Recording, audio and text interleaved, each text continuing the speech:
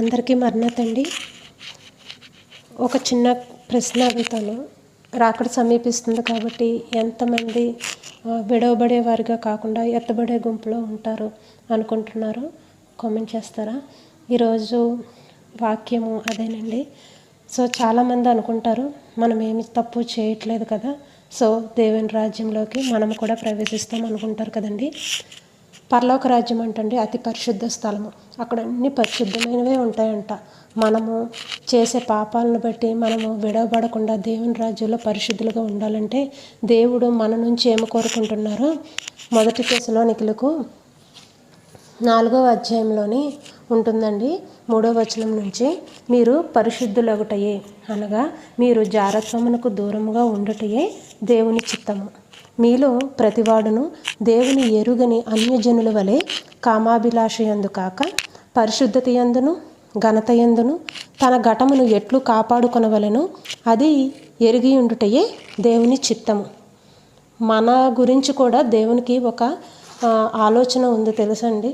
మన గురించి దేవుడు ఏం ఆలోచిస్తున్నారంటే కామాభిలాష ఉండకూడదు, అంటే వ్యభిచారం చేయకూడదు, ఎలా పడితే అలాగా ఇష్టానుసారం జీవించకూడదు. యాక్చువల్గా మనమే సరి చెప్పుకుంటాం కదండి, సర్ది చెప్పుకుంటూ ఉంటాము. మనం ఏమంతేసి పాపాలు ఏం చేయట్లేదు, దొంగతనాలు చేయట్లేదు, దోపిడీలు చేయట్లేదు, వ్యభిచరించట్లా, హత్యలు చేయట్లేదు అనుకుంటూ ఉంటాం కదండి.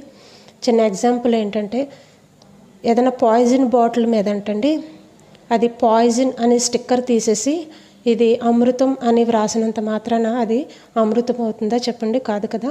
సో అలాగే మనము ఏ తప్పులు చేయట్లేదు అనుకుంటాం కానీ మనలో ఏ పాపం లేకుండా మాత్రం పోదండి. దేవుని ఆజ్ఞకు వ్యతిరేకంగా మన మనసుల్లో కానీ మాటల్లో కానీ క్రియల్లో కానీ ఏదైనా సరే ఒక చిన్న పాపం ఉన్నా కూడా అది పాపమే.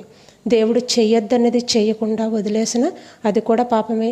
దేవుడు చెయ్యి అని నీకు చెప్పింది చేయకుండా ఉన్నారనుకోండి, అది కూడా పాపమేనంట. అందుకే ఆ పాపముల తలంపులను బట్టి ప్రభు దగ్గర ఎప్పటికప్పుడు పశ్చాత్తాపం పడితే మన పాపలను ఆయన క్షమిస్తారండి.